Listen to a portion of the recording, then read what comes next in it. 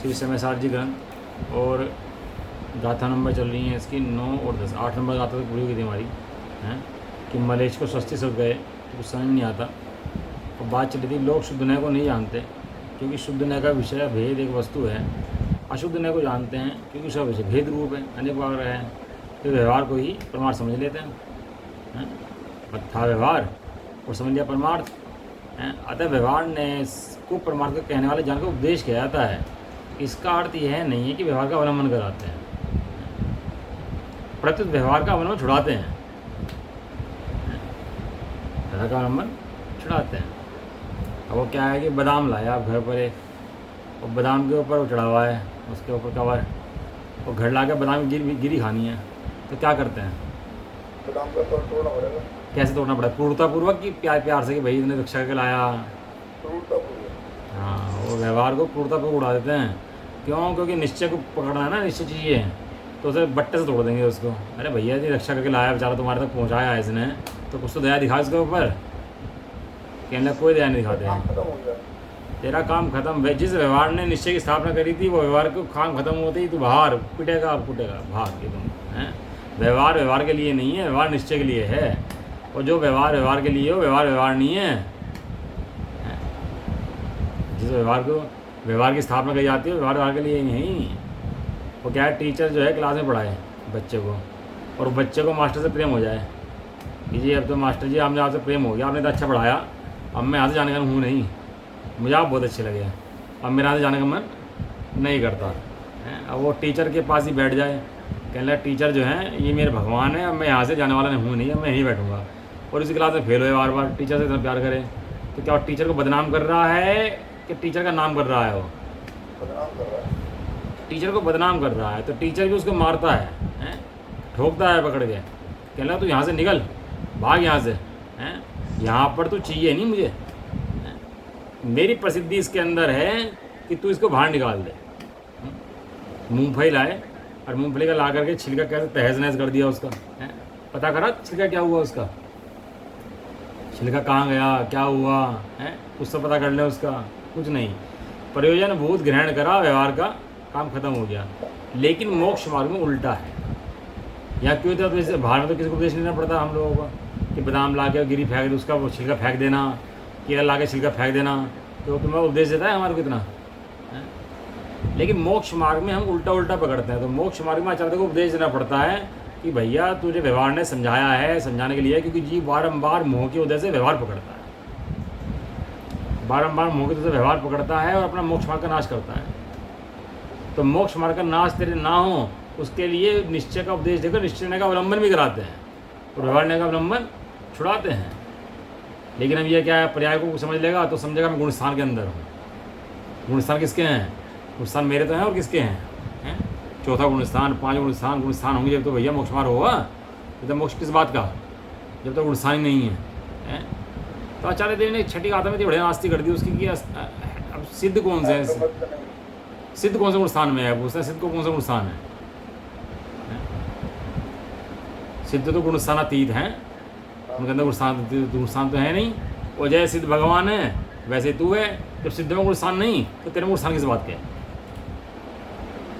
कि नहीं नहीं इतनी क्रूरता मत दिखाओ, इतना ऐसे मत उड़ाओ व्यवहार को, व्यवहार जरूरी है, व्यवहार के ना परमात्मा को उपदेश नहीं हो सकता है। व्यवहार की स्थापना करो भैया, व्यवहार को रखो, संगवा के रखो। कहाँ रखें संगवा के व्यवहार को? देखो एक तो होता है स्व, एक होता है पर। भेद विज्ञान होता है ना, जो 2 चीज़ों के अंदर होता है, स्व के अंदर और पर के अंदर। अब इस आचार्य कुंद देव की भाषा के अंदर स्व क्या है और पर क्या है, कौन बताएगा? आत्मा पर, बाकी सब पर है। आत्मा के गुणों के भेद भी पर है। हाँ, यहाँ ये पर की बात ये नहीं कह रहे शरीर पर है या तेरे भी बच्चे पर हैं, इसकी बात नहीं कर रहे हैं। ये कह रहे प्रमाण का विषय तेरा द्रव्य है, उसके अंदर जो रहने वाले गुण हैं और जो पर्याय हैं वे भी पर हैं। स्वामी जी कहते थे व्यवहार न है तो झूठी न है, व्यवहार न है तो झूठा न है, सत्यार्थ है। 11 नंबर गाथा आएगी भी, असत्यार्थ है, झूठा है। क्यों इतना ठपका दे रहे उसके व्यवहार को? व्यवहार ने इतनी केयर करी, इतना लाया, सब काम करे, और फिर भी आचार्य देव रखना तैयार नहीं है उस व्यवहार को। क्यों? क्योंकि तू उस व्यवहार के चक्कर में अखंड अभेद एक आदम भूल जाता है अपना। अपने जो अखंड अभेद एक आत्मा है ना, तो उसको तो गौण कर देता है और व्यवहार में अटक जाता है। पाप से निकले पुण्य में अटक गए। पुण्य की तो बात छोड़ो, पुण्य तो बहुत दूर की बात है, तो अपने अंदर जो भेद है उनके अंदर अटक गया हाँ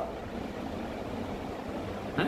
अब वो क्या है कि भेद बताए थे इसको कि तू गुण वाला है, तो बताए दर्शन वाला है, ज्ञान वाला है, चारित्र वाला है, अब बताए तो उस एक आत्मा के जाने के लिए, और आत्मा तक पहुंचता नहीं है, अपने ज्ञान वाला देखने लगा, दर्शन वाला देखने लगा, चारित्र वाला देखने लगा अपने आप को, अपनी कल्पनाएं उससे कर ली। तो आचार्य ठपका देते हैं इसे। तो स्वामी से कहते भैया ढीला करो भैया, इतना भारी मत करो, लोग व्यवहार भूल जाएंगे। क्या कहते थे?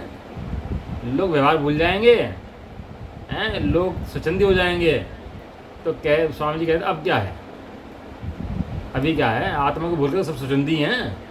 जिसको अपने आत्मा याद नहीं है, जिसको अपना अशुद्ध बुद्ध अखंड अभेद आत्मा नहीं पता, वो तो स्वच्छंदी है। एक होता है व्यवहार, एक होता है व्यवहार न। क्या होता है? एक तो होता है व्यवहार, एक होता है व्यवहार न। व्यवहार में भैया अच्छे से रहो, अच्छे से खाओ, भक्ष मत करो, ये सब व्यवहार है। इसका इस धर्म से मतलब नहीं होता, ये तो एक सामान्य रहने की शैली है कि तुम कैसे रहते हो, वो तो शैली है। लेकिन यहाँ व्यवहार ने आचार्य किसे समझा रहे हैं कि तेरे अंदर जो रहने वाले गुणों के भेद है वो व्यवहार ने, और उस व्यवहार ने का निषेध कर, उस व्यवहार ने का निषेध कर। व्यवहार ने का अवलंबन छुड़ाया, पकड़ाया और छुड़ाया। जब छुड़ाना था तो पकड़ाया क्यों? तो भैया तेरी भाषा में तो समझाया था हैं, लेकिन भाषा में समझाया क्या था? भाषा में एक अखंड शुद्धात्मा समझाया था। तुझे एक अखंड शुद्धात्मा समझ में नहीं आया, बाकी सब समझ में आया आज तक। ऐसा जीव ने एक शुद्धात्मा के अनुभव के ना कोई परिणाम नहीं है जो अनंतवार ना करा हो। भाई कोई परिणाम की जाति ऐसी बाकी नहीं रही जो जीव ने अनंतवार ना करी हो। केवल एक शुद्धात्मा का अनुभव का परिणाम जीव ने आज तक नहीं करा, अनादिकाल से लेकर आज। ऐसा नहीं है पहली बार सुन रहे हो ये बातें, द्रव्य की, गुण की, पर्याय की, प्रमाण की, नय की, पहली बार सुन रहे हो, ऐसा नहीं है।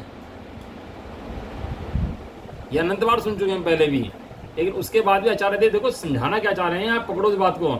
आचार्य देव तेरा मोह का अभाव करके कर्ण लब्धि में प्रवेश करना चाह रहे हैं। वो कर्ण लब्धि में प्रवेश कैसे होगा कि जिन गुण भेदों के अंदर तो अटक गया है ना, उन गुण भेदों को भी गौण करके अनुभव को प्रमाण कर, अनुभव को उड़ कर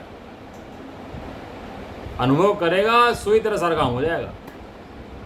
तो बार बार अनुभव के लिए कहते हैं, क्योंकि अनुभव के अंदर नए नहीं है और नयों के अंदर अनुभव नहीं है।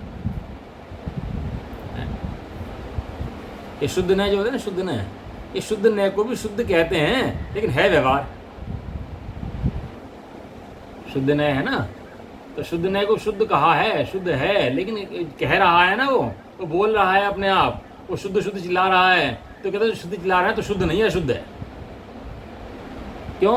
क्योंकि तू अनुभव के लिए है, और जब अनुभव आएगा तो तुझे बाहर खड़ा कर देंगे गेट पे, तेरी भी एंट्री नहीं है उसके बाद अंदर। स्वयं पर भेद विज्ञान कि पहले भैया स्वयं तो पता कर कि तू स्वयं है कौन, कि प्रमाण का विषय शुद्धात्मा अमूर्तिक प्रदेशों का पुंज। अभी हम बैठे हैं यहाँ पर, शरीर वरीर दिख रहा है, सब दिख रहा है। अब हम जानने वाले देखने वाले आत्मा है यहाँ, अखंड अमूर्तिक हैं, तो यह शरीर आदि और इंद्र आदि ज्ञान वाले हैं। अभी के अभी बैठे बैठे देखो अपने आप को जब कौन है। सुबह सुबह का समय है और समय सारी चल रहा है, तो अब भी आत्मा ने देखा तो और कब देखेंगे फिर? इतना देखते ही मोह का भाव हो गया। जो काम अनादिकाल से आज तक नहीं करता वो कर लिया। समय सार पाने का यही सार्थक बना है, और समय सार तो पाया लेकिन ये काम नहीं करा, तो कहते कुछ नहीं करा। अभी तूने पाकर भी खो दिया उसको। अरे पाकर खोया भगवान, ना देखा मैंने कभी बसंत। आया ना सिद्ध भगवान की पूजा में युगल जी की, अरे पाकर खोया भगवान, न देखा मैंने कभी बसंत। घर में बैठा रहा, बाहर बारिश होती रही, और मैं बाहर जाकर देखा ही नहीं। कैसे ठंडी हवाएं चल रही हैं, बारिश हो रही है, कमरे बंद होकर बैठा रहा बस अपने। ऐसे ही विषय कषाय को कमरे बंद होकर बैठा रहा, बाहर देखा ही नहीं बसंत कैसे चल रहा है, कैसा मौसम चल रहा है। हाँ भैया हरियाली चल रही है। तो कहते हैं व्यवहार नय का अवलंबन कराया, लेकिन उसका अवलंबन करा के छुड़ाया। इस तरह समझना चाहिए। अब अपनी गाथा शुरू हो रही है अगले वाली कि अब गाथा नंबर 9 और 10। अब प्रश्न होता है कि व्यवहार ने परमार्थ का प्रतिपादक कैसे है। इसके उत्तर स्वरूप गाथा सूत्र कहते हैं, उत्तर है इसके उत्तर स्वरूप गाथा कहते हैं कि व्यवहार ने जो है ये परमार्थ का प्रतिपादक कैसे है, कैसे कर देता है प्रतिपादन ये व्यवहार का। तो उसको समझाते हैं ये कैसे होता है। पढ़ो जी गाथा है, पढ़ो। प्राकृतिक कौन पढ़ेगा?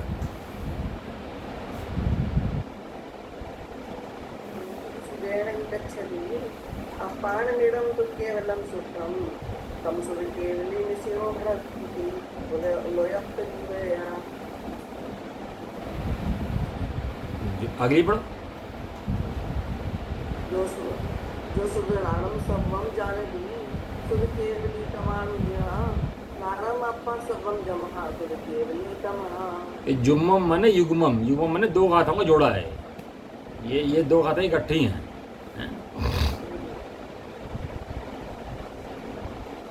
इस आत्म को शुद्ध से नियत जो शुद्ध केवल जानते, ऋषिगण प्रकाशक लोक के शुद्ध केवली उसको कहें। पढ़ो। शुद्धि ज्ञान सभी जाने जिन शुद्ध केवली उसको कहें। सभी ज्ञान सो आत्मा ही है शुद्ध केवली उससे बने। हाँ, जो हूँ सुदेन हूँ गच्छति, अपान मिडम तो केवल शुद्धनम, जो शुद्ध ज्ञान के द्वारा अपने को शुद्ध जानता है, तम शुद्ध केवली मिश्रणों, उसे शुद्ध केवली कहते हैं। कौन? भ्रंति मने कहते हैं लोयपदी, लोक को जानने वाले। जो शुद्ध नानम सर्वम जानती, जो शुद्ध ज्ञान सबको जानता है। शुद्ध केवली तमाहुजना, वो शुद्ध केवली कहा है। नानम अप्पा सर्वम, जहाँ जहाँ ज्ञान है वहाँ सब कुछ है, शुद्ध केवली कहते हैं। क्या कह रहे हैं गाथा का अर्थ का? जो जीव निश्चय से शुद्ध ज्ञान के द्वारा इस अनुभव गोचर केवल एक शुद्ध आत्मा को सन्मुख होकर जानता है, उसे लोक को प्रकट जानने वाले ऋषीश्वर शुद्ध केवली कहते हैं। जो जीव सर्व शुद्ध ज्ञान को जानता है उसे जिनदेव शुद्ध केवली कहते हैं, क्योंकि ज्ञान सब आत्मा ही है, इसलिए वह जीव शुद्ध केवली है। दो केवली होते हैं। एक ये गाथा है नंबर 33 नंबर प्रशंसा जी की, ये मैं खोल देता हूँ। मैं गाथा नंबर 33। हाँ 33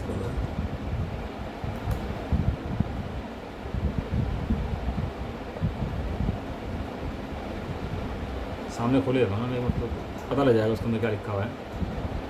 प्रशंसा गाथा नंबर, हाँ यही है। सामने आ गया तो आप लोग एक प्रशंसा गाथा है कि है सामने? अभी देखो प्रशंसा जी गाथा नंबर 33 है। सेम विषय इसके अंदर भी आया, लेकिन तो कुछ विशेष रूप से खुलासा आया इसके अंदर। इसके अंदर कहना है केवल ज्ञानी को और शुद्ध ज्ञानी को अविशेष रूप से दिखाकर विशेष आकांक्षा के क्षोभ का क्षय करते हैं। अर्थात केवली में और शुद्ध ज्ञानी में अंतर नहीं है, ऐसा बतलाकर विशेष जानने की इच्छा के क्षोभ को प्रकट करते हैं। यहाँ ये कह रहे हैं कि जो केवली भगवान हैं वे क्या कर रहे हैं? आत्मा को जान रहे हैं, लोकालोक को जान रहे हैं।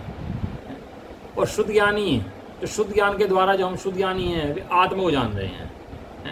तो जो हम आत्मा को जान रहे हैं शुद्ध ज्ञान के द्वारा, हम लोकालोक को नहीं जान रहे हैं और लोकालोक को जान रहे हैं। इतना फर्क है। तो जो शुद्ध ज्ञान के द्वारा जानने वाला आत्मा है और जो केवल ज्ञान के द्वारा जानने वाला आत्मा है, दोनों के अंदर डिफरेंस नहीं है, दोनों के अंदर अंतर नहीं है। जो काम केवल ज्ञानी कर रहे हैं वो ये काम ये कर रहा। श्रद्धा की अपेक्षा नहीं कह रहे, चारित्र की अपेक्षा कह रहे। अनुभव कर रहा है कि नहीं कर रहा? तो किस आत्मा का अनुभव कर रहा है? भाई एक गरीब आदमी खाना खाए झोपड़े में बैठ के, और एक राजा जो है वो उसमें महल में खाना खाए बैठ करके, खूब पकवान हो उसके हैं, खूब नौकर चाकर सेवा में लग रहे हों, तो दोनों का काम क्या हो रहा? दोनों का काम पेट भरना हो रहा कि नहीं हो रहा? या उसका पेट ज़्यादा भर रहा है, इसका कम भर रहा? वो एक अलग बात है। और राज्य महल में खा रहा है वो अलग बात है, लेकिन झोपड़ी में खा रहा है वो अलग बात है। नहीं, पेट तो दोनों का भर रहा है कि नहीं भर रहा भोजन से? इसी तरीके से ये जो हैं अपनी अपनी क्वालिटी के हिसाब से दोनों 100% काम करते हैं। हाँ, दोनों अपने काम करें। चक्रवर्ती का भोजन 32 ग्रास के अंदर इतना बड़ा ऐसा है कि 32 ग्रास वो खा पा पाए, उसका एक ग्रास पूरी सेना खा पा ना पाए, 10 लग जाए पूरी सेना को। चक्रवर्ती का ऐसा होता है भोजन, 32 ग्रास भोजन लेता है चक्रवर्ती। एक ग्रास को पचाने की ताकत पटराने के अंदर है उसकी, बाकी कोई उसका एक ग्रास नहीं पचा सकता है। और पूरी सेना, करोड़ों की सेना उसकी खा ले, कितने 96 करोड़ कितनी सेना होती है, और वो खा ले तो उसको दस्त लग जाए एक ग्रास से। चक्रवर्ती कितनी बड़ी होती है सेना की, है। और वो कहने लगे कैसे खा लेते हैं, क्योंकि पुण्य का उदय है उसका, इसलिए खा लेते हैं।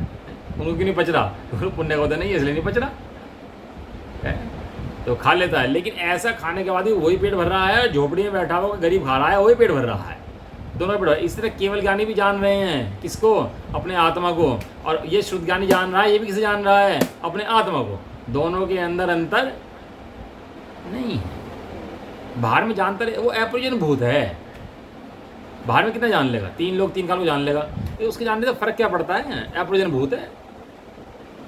प्रयोजन भूत क्या है कि अपने ज्ञान आत्मा को जानता है, सो बाहर को जाने तो कोई फर्क नहीं पड़ता। लेकिन अपने जाने बिना बाहर में जाने का दुखी होगा, सुखी होगा, राग द्वेष होंगे। इसलिए कहते हैं काम वो करो जो भगवान कर रहे हैं। भगवान क्या काम कर रहे हैं कि भगवान अपने को आत्मा जान रहे हैं, और ज्ञान के विकास की पद्धति भी यही है आशीष जी। ज्ञान का विकास बाहर में जाकर सबको जानो, इससे ज्ञान का विकास नहीं होता। अपने आप के जो अनंत ज्ञान स्वरूप आत्मा, अनंत गुण प्रदेश होगा जो आत्मा, उसको जानने से वो तो ज्ञान का विकास हो जाता है। उसके बाद 3 लोग 3 काल को जानने लगता है। ज्ञान के विकास की पद्धति तो यही है ना, एक एक पदार्थ को जाने थोड़ा जाना पड़ता है। पदार्थों को जानने जाएगा दुख प्रकट होगा, अपने को जानने सुख प्रकट होगा। तो गाथा क्या कह रहे हैं कि जो वास्तव में शुद्ध ज्ञान के द्वारा स्वभाव से ज्ञायक आत्मा को जानता है, उसे लोक के प्रकार ऋषि शुद्ध केवली कहते हैं। वो शुद्ध केवली है, केवली कहा उसको, भले ही शुद्ध है, कम ज्ञान है, केवली नहीं है, छदमस्त है, लेकिन कौन है, केवली। या कंडीशन लगाई, मुनि होना चाहिए, वो श्रावक होना चाहिए, कंडीशन लगाई इसके अंदर। यहाँ पर जो शब्द क्या दिया,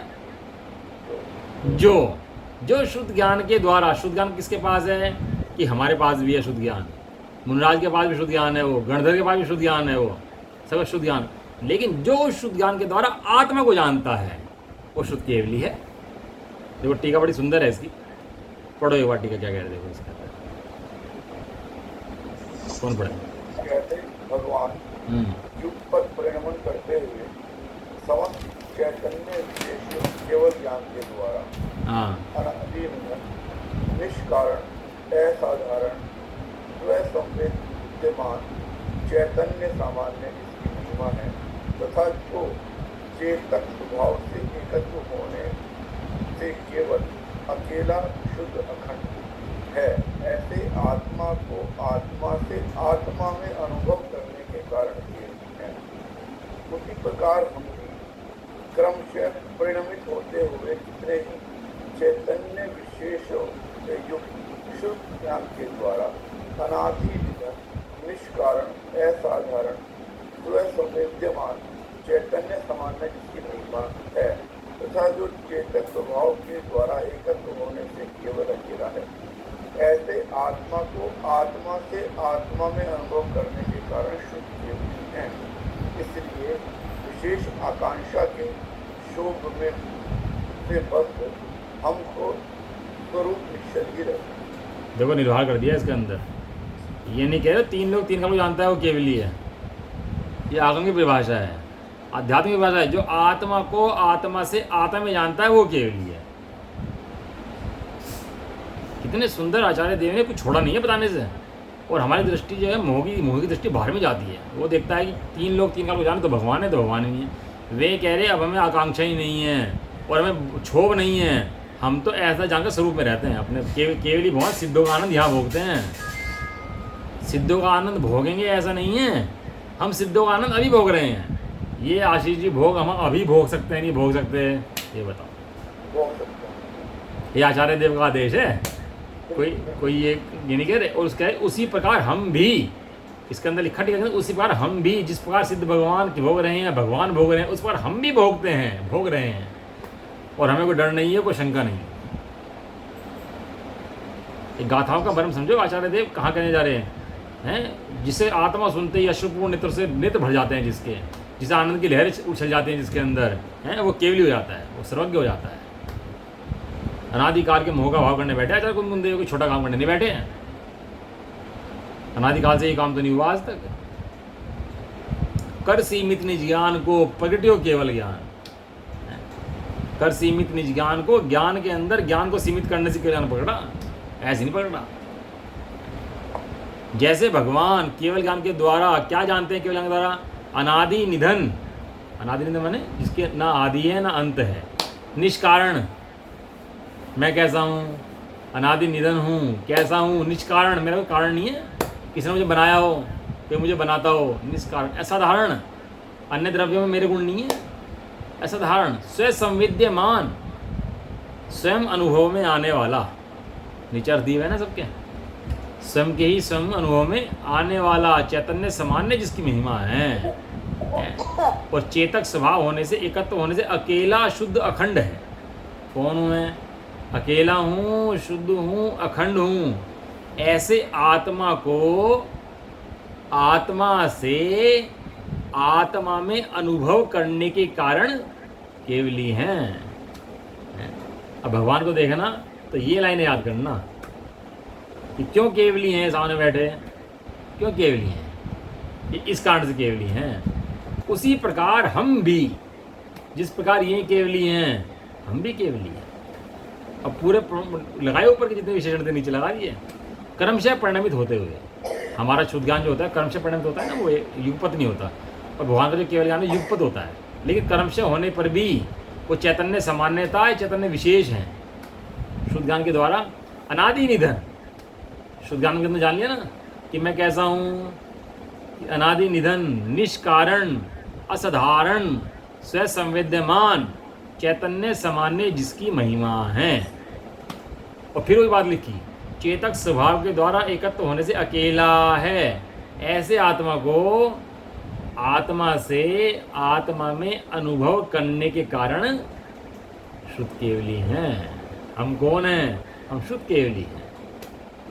रो मत भान के पास जाके नमस्कार इसलिए करते हैं, नमः किसको नमस्कार करते हैं? नमः ते, उन्हें नमस्कार करते हैं। कहाँ कि जो शुद्धात्मा उन्होंने नमस्कार किया है उस शुद्धात्मा को हम नमस्कार करते हैं, यानी शुद्धात्मा के अंदर जाते हैं, शुद्धात्मा में डूबते हैं, शुद्धात्मा में बैठते हैं। क्या लिख के आए ना आशीष जी, आगे पढ़ना या नीचे के लाइन? इसलिए विशेष आकांक्षा के शोक से बस हो, हम तो स्वरूप निश्चल ही रहते हैं। निर्भर कर दिया कि नहीं कर दिया? क्या करूं, क्या अनुभव कैसे होगा, आत्म अनुभव होगा नहीं होगा, हैं?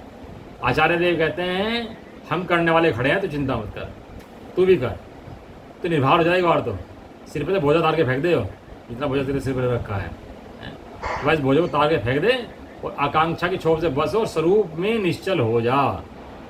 जो स्वरूप में निश्चल हो जाएगा तो वो केवल ज्ञानी हो जाएगा। ऐसा बिल्कुल सेम गाथा है, 33 नंबर गाथा स्वामी जी स्वाध्याय में आई है, तो इसको इसलिए खुलासा करा 33 नंबर गाथा का, समय साथ ही पा जाते हैं अपना। सेम बात यहाँ भी कह कि जो जीव निश्चय से शुद्ध ज्ञान के द्वारा अनुभव गोचर केवल एक शुद्धात्मक अनुभव करता है, उसे लोक को पकड़ जाने वाले ऋषिवर शुद्ध केवली कहते हैं। क्योंकि जो सर्व शुद्ध ज्ञान को जानता है उसे शुद्ध केवली कहते हैं, क्योंकि ज्ञान सब आत्मा ही है, इसलिए वह जीव शुद्ध केवली ही है। दीपक भी वही काम करता है और सूर्य भी वही काम करता है, दोनों का काम प्रकाश करने का है। तो ठीक है, क्वांटिटी में फर्क है, क्वालिटी में फर्क नहीं है दोनों की, क्वालिटी दोनों की एक जाति की है। इस तरह ये जो ज्ञानी है इसने भी शुद्धात्मा देख लिया है अपना, मैं शुद्धात्मा कैसा हूँ, और अनुभव करने के कारण मोक्ष मार्गी है। अभी समय दृष्टि है, समझ में आया? चलो ठीक है, क्या पहला पढ़ा पढ़ दो इसका।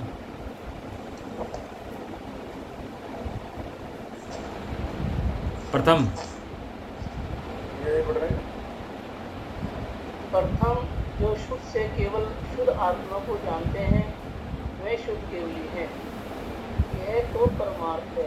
और जो सर्व शुद्ध ज्ञान को जानते हैं वे शुद्ध केवली हैं, वह व्यवहार है। यहाँ तुम पक्ष लेकर परीक्षा करते हैं, उपरोक्त सर्व ज्ञान आत्मा है या अनात्मा। यदि अनात्मा पक्ष लिया जाए तो यह ठीक नहीं, क्योंकि जो समस्त अनात्मा, समस्त जड़ रूप अनात्मा आकाशादिक 5 द्रव्य हैं, उनका ज्ञान के साथ तादात्म्य बनता ही नहीं, क्योंकि उनमें ज्ञान सिद्ध नहीं है। इसलिए अन्य पक्ष का अभाव होने से ज्ञान आत्मा ही है, यह पक्ष सिद्ध हुआ। इसलिए शुद्ध ज्ञान भी आत्मा ही है। सुख के नाम पर भी पर को मत देखो, ज्ञान के नाम पर भी पर को मत देखो। जो कुछ मेरे पास है मैं भरा हुआ भंडार तो हूँ, उसके लिए पर की चाहना क्या करना। जब छोटे पैदा होता है ना तो बड़े हो जाते हैं, तो ज्ञान का विकास होता रहता है। तो कोई कभी दिमाग में कोई करंट लग जाए या कोई नस बंद हो जाए तो क्या होता है, ज्ञान एकदम बैठ जाता है। लेकिन ऐसा होने के बाद चेतना तो वहाँ पर है कि नहीं है, कि ज्ञान खत्म हो गया तो कहते हैं विकास जो हुआ था ना वो भी तेरा नहीं हुआ था, जो कम हो गया वो भी तेरा नहीं हुआ। एक सामने राग है, इधर ज्ञान है। राग ज्ञान में झलकता है, ज्ञान राग में होता नहीं है। ज्ञान और राग दोनों जुदा जुदा हैं। ज्ञान की जाति अलग है, राग की जाति अलग है। राग का जुड़ाव बाहर कर्मों से है और ज्ञान का जुड़ाव अंदर आत्मा से है। दोनों देखने में एक से हैं, ये बात बराबर है। क्रोध के काल में आत्मा क्रोधी दिखाई देता है, ये बात बराबर है। मान के काल में आत्मा मानी दिखाई देता है, लेकिन ऐसा होने पर भी आत्मा क्रोधी नहीं होता और आत्मा मानी नहीं होता। दो जो शुद्ध का मतलब क्या है? शुद्ध का मतलब क्या है? शुद्ध माने सुना हुआ, शुद्ध माने सुना हुआ कहते हैं।